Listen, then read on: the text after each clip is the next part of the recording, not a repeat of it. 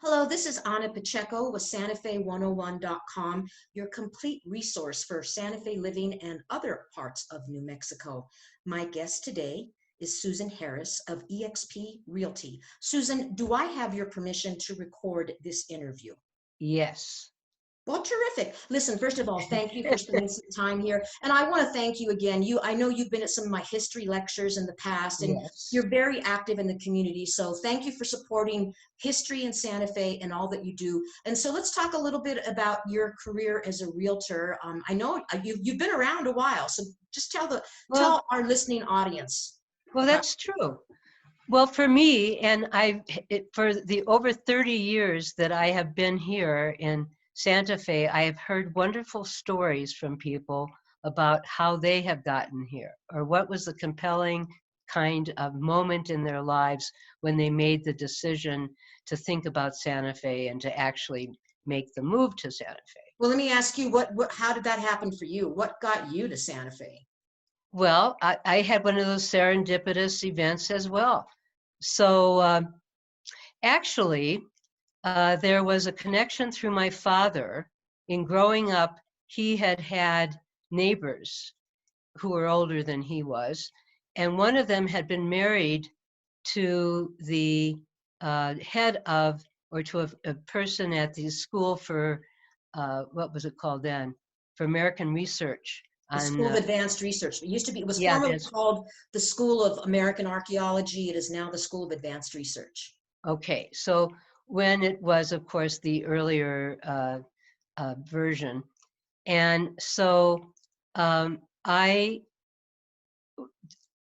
well, first there was the opportunity to visit Santa Fe when in college I took up someone's offer who we were meeting up with, because friends I was traveling with had friends at in Albuquerque at the University of New Mexico.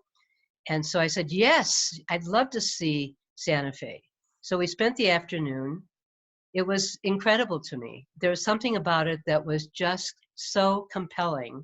And I think everyone feels this way about these big, wonderful blue skies.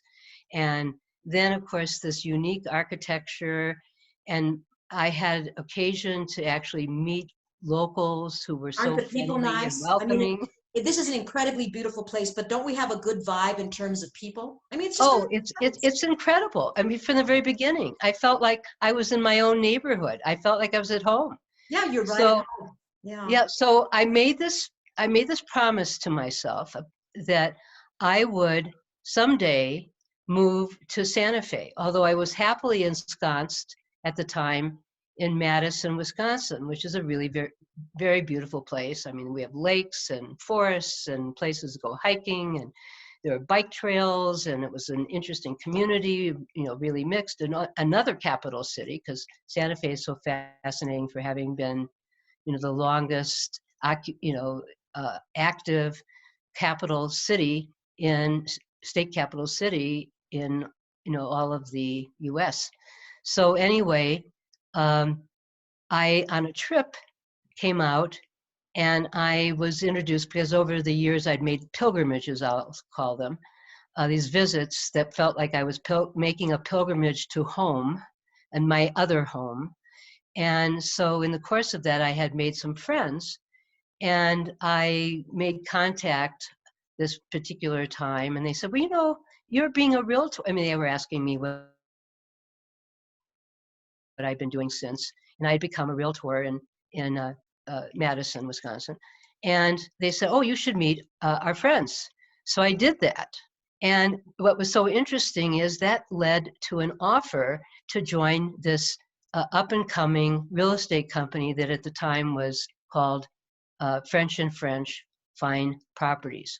So I did my due diligence, and I found out that they were up and coming, and I thought, okay, I can do this. I mean, it means making this big move, but I feel like there's something about this.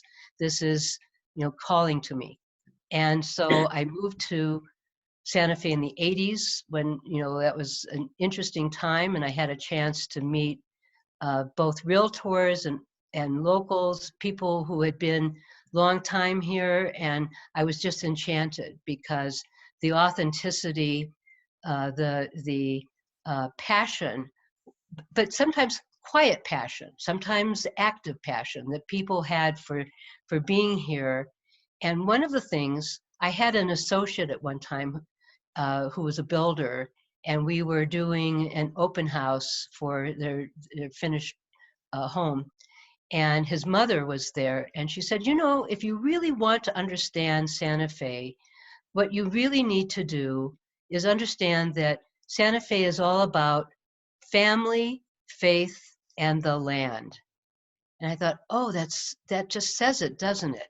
And she said, and in this case, why don't you come to this particular celebration, which has to do with the statue of uh, Our Lady of Peace, we'll call her, where the statue is transported through the summer out in the spring to the chapel, the Rosario chapel, and then comes back to or vice versa, comes back to the um, cathedral.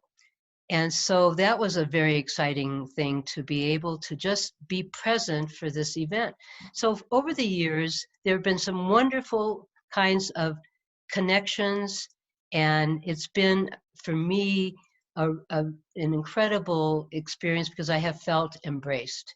And on my part, I can myself embrace people who are coming to Santa Fe, and that is probably what means the most to me, is the relationships that we've been able to establish over the years, and the new relationships.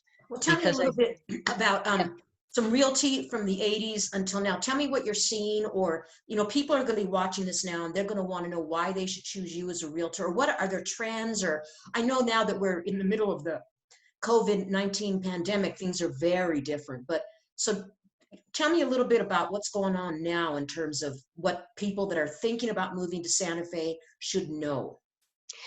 well, this is interesting. I mean, the 80s, the 90s, the early 2000s, and then of course we had what was, it was a global financial crisis in In 2008. 2008, right? And it affected real estate for sure, because it really had a lot to do with these mortgages that had been put upon unsuspecting borrowers who were sold really a bill of goods. Well, they were And then, called ninja loans. No income, no job. Ninja loan. yes, right.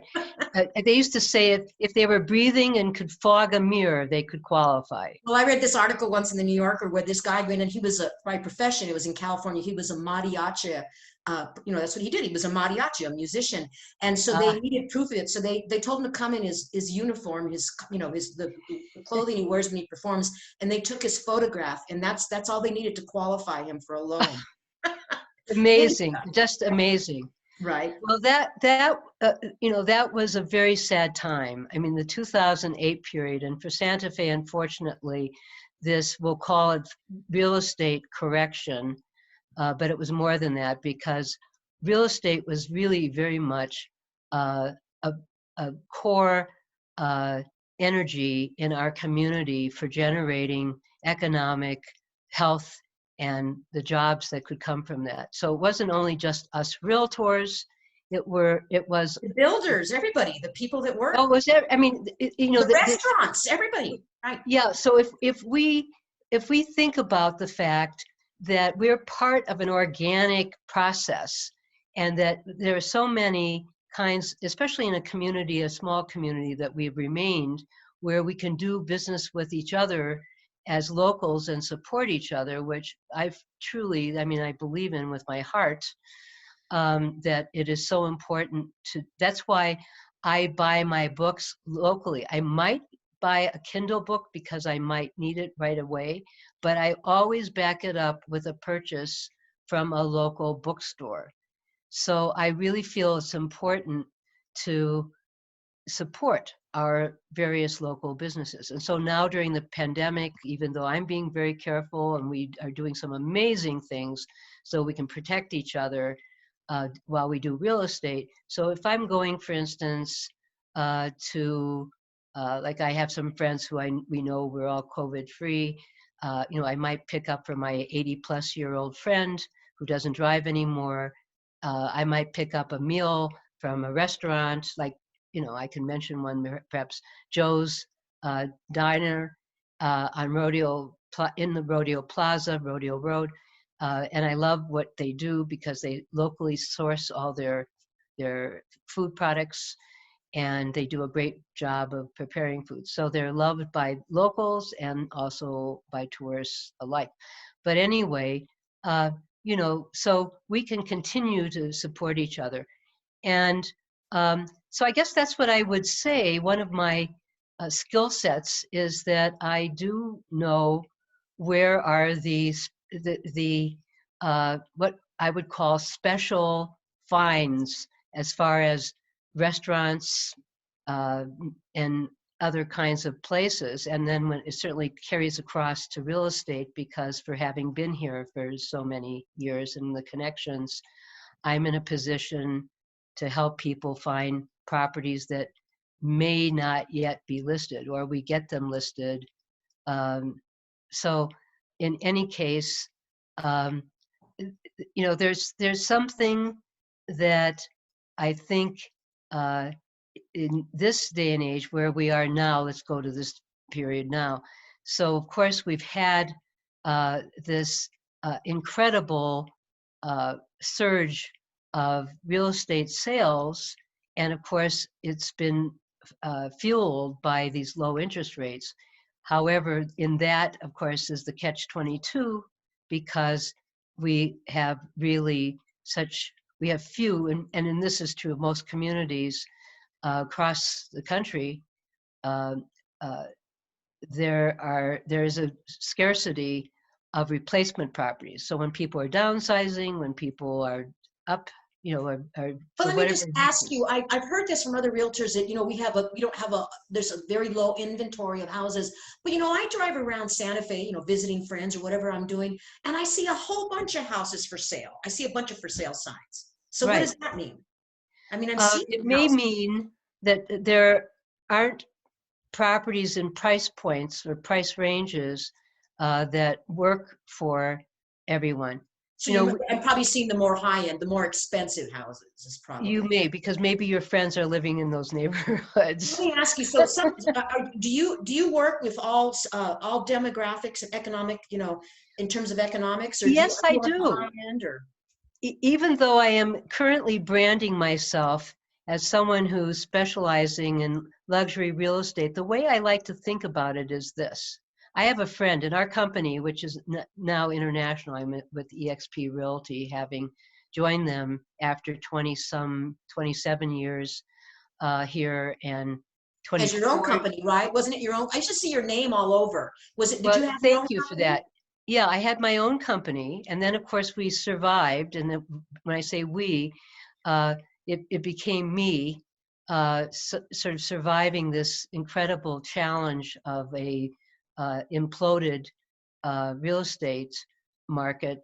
And so if it wasn't for the locals, because we have a two-tier market, what I guess how I would call it, those who are coming perhaps with discretionary income, or they can because of the way in which, I mean, this has been going on for a long time, where people could work from home, perhaps commute back to a workplace on the coast once a month or something.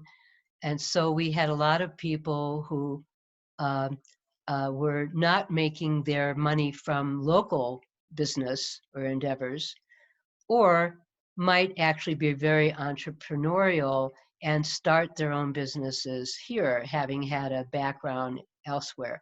And then I've seen people come back to Santa Fe. And isn't that your story? Uh, you'd gone off to make your fortune, to become successful, to do something really exciting elsewhere, and now you're back with us, Well, right? exactly right. This is my hometown. I was in New York City from 1976 to 1992. And I actually came back, and being a good Spanish daughter, my mother had been diagnosed with 4-stage breast cancer. And I Oh, left my life in New York, and I came back and I cared for her for a year and a half until she passed. And then I wow. telecommuted. I was one of the early telecommuters. And then, but this interview is not about me. I mean, people can read about me, Well, but that's what exactly right. I came back. A lot of people do come back. well, you're fortunate because you did have family here to come back to, and I'm sorry about your mother and what that particular reason to bring you back. But of course, how heartwarming that must have been for both of you to have each other, especially at that time in her life. So, so we do see this phenomenon of people who perhaps were raised here, coming back here. And of course, then there are the people who have, just like me, been drawn to Santa Fe, and some particular event in their lives allows them to make the choice to finally do this. I wanted to, we were talking a little bit before this. I came here directly from Madison, Wisconsin, where I had gone to school, and then I did real estate. And so there was this opportunity, I've been having found Santa Fe to be so compelling, I would come back and visit, and made friends. And some friends of mine, knowing that I was doing real estate, suggested that I meet up with this interesting couple who had just started their own boutique real estate company, which, because both of them were involved, they used both their last names, called French and French Fine Properties. So I will always be forever indebted or grateful to uh, Pat and Michael French for having invited me here, because that's what got me here earlier. I thought I would be older, a retiree, but I could be here when I was still young and energetic, and could build my real estate business, getting started with them, and then also being at Santa Fe Properties, which was a wonderful thing. Well, I was Be- going to ask you. You said that sometimes you're new with the firm you're with now that you often get houses before they go on the market. How does that work? well, because it may work. I mean, I just had a call this last week from someone that I know, and he was telling me, "You're the one." And in fact, I said to him, that's a song I can. I've been now for years working on doing a musical comedy about real estate that I wanted to take on the road to the various real estate associations around the country, because we would know, um, these interesting stories that we all have from doing real estate. And I can think of one very interesting story, which I won't necessarily speak to now. But anyway, so here he was calling me after 6 years, he says it was, that when I did a courtesy comparative market analysis for him. And so, uh, he was calling me because he wanted to know what would be involved in putting his home on the market. He has a very nice home, and we were thinking about doing it by the end of the month. But now we just talked again, and he is thinking maybe he should wait until the spring. And there's something to be said for that. Well, traditionally, But the winter's kind of, even if we weren't in this pandemic, the winter traditionally is slower. People don't want to go look at houses in the mud and in the snow, or they don't travel to Santa Fe because it's colder. So traditionally, it's a slower time, I think, that we're going into. right. So in this case, what could happen is, and he feels like he wants to be able to prepare the house, and there are things, he's been a collector of things, perhaps to prepare the house and have time to do it. But my thought is to perhaps offer him, if I do indeed have a likely prospect, um, or within my group, that I learn that someone has a prospective buyer who might fit the profile of the property, or vice versa, the buyer's profile. So anyway, that it would be possible to create a one-time listing that would not necessarily go on. We have to be careful about this, because nationally there is a so-called uh, clear cooperation agreement where we don't hold back listings. Um, he just does not want to be actively listed right So now. in other words, you can bring people together ahead of time. So that's one of your strengths because you've been at this Yes. for 30 years. You know, people know they know to contact you anyway because they're even just thinking about it. So that's one of the advantages. You know, we're getting close to the end of this interview. Oh, okay. And I'm going to invite you again. I mean, because you have, so we've talked about other things that I think Yeah. our listeners should know about, but because I don't want people, sometimes people can't sit more than 20 minutes on an interview. Um, Okay. but I do want to thank you, Susan Well, I Harris. want to thank you. I think this is wonderful to have this opportunity. And I love what it is that you're thinking to do here by creating this environment for people to come to know Santa Fe, making use of the tools that we have available at longer distance. Right now, maybe you're not taking people on tours on foot, but Well, the maybe other thing on, too is for me, because this is my hometown, and it, you know, I know how expensive Santa Fe has become, and so I'm trying to create this platform where people will have other options too. I mean, they can look at Santa Fe, but you know, not everybody's coming out here with a boatload of money, and there might be other, well, you know, that might be other opportunities that they. I don't. I'm trying to help them if I can, and help the realtors, but right. trying to help Well, let me educate the market. May I say this about my branding before we leave each other? Of course. So I am indicating that I'm specializing in luxury real estate. However, what I really want people to know is that I specialize in providing luxury services. So that is more to the point. So it doesn't matter what price point someone is either selling at or looking at. I mean, right now I have a listing for 197 uh, uh, just under 200,000, and it's just a little gem. Uh, and it's, you know, it's a property that someone could find. But I'm saying that I am happy to be assisting people at all price points with this notion that they deserve luxury care. And that's what I would really like to emphasize. So there And you I go. know people are very satisfied with the job that you do. Susan Okay. Harris, eXp Realty, we will be on the show again in the near future. Thank you I'll look so forward to that. much. And thank you.